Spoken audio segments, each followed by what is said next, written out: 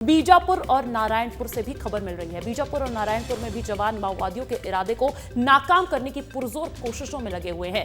नारायणपुर में नक्सलियों की बड़ी साजिश नाकाम हुई है। दो तस्वीरें आपको दिखाते हैं। नारायणपुर से सुरक्षा बलों ने 4 आईईडी बरामद किए हैं। नारायणपुर और बीजापुर की दो तस्वीरें आपको दिखा रहे हैं। नारायणपुर से पहली तस्वीर का जिक्र करना चाहूंगी। डीआरजी और सीआरपीएफ के ज्वाइंट ऑपरेशन से जवानों को यह सफलता मिली। तो वहीं बीजापुर की अगर बात करें तो बीजापुर से लगे महादेव घाट के पास आईईडी ब्लास्ट हो गया, जिसमें सीआरपीएफ का एक जवान भी घायल हुआ है। एरिया डोमिनेशन के दौरान माओवादियों के लगाए हुए आईईडी में ब्लास्ट हुआ, जिसमें जवान चपेट में आ गया और घायल हो गया। हालांकि इससे पहले हम लगातार आपको यह भी बता रहे हैं कि आत्मसमर्पण कर रहे हैं नक्सली। कहीं ना कहीं सुरक्षा बल जो है वो सफल होते हुए नजर आ रहे हैं, लेकिन उसी बीच इस तरीके की भी खबरें आए दिन आती रहती है। संजय ठाकुर का रुख करना चाहूंगी, मेरे सहयोगी मेरे साथ लाइव जुड़ गए हैं। संजय, हमने दो तरीके की अलग अलग तस्वीरें देखी। एक तरफ नारायणपुर में सफलता वक्त रहते मिल गई सुरक्षा बलों को, लेकिन दूसरी तरफ बीजापुर में ऐसा हो नहीं पाया। इस पर पूरी जानकारी क्या है? देखिए, क्योंकि इस साल की शुरुआत ही नक्सलियों ने एक बड़े धमाके के साथ की है। 6 जनवरी को नक्सलियों ने कुटरू इलाके में एक बहुत बड़ा ब्लास्ट किया, जिसमें 8 जवान शहीद हुए।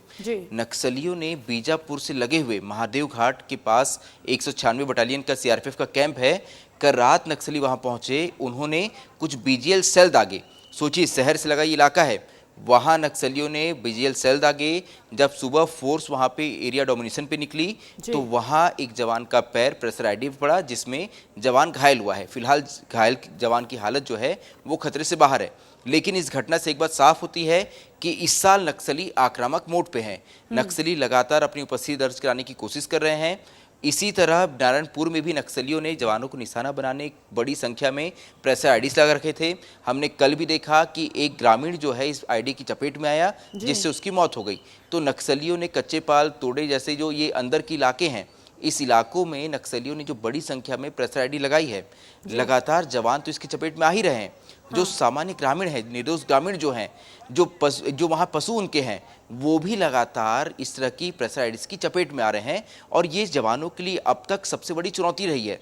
सबसे अधिक नुकसान अगर जवानों को हुआ है बस्तर में, तो इन्हीं बारूदी सुरंग धमाकों से हुआ है।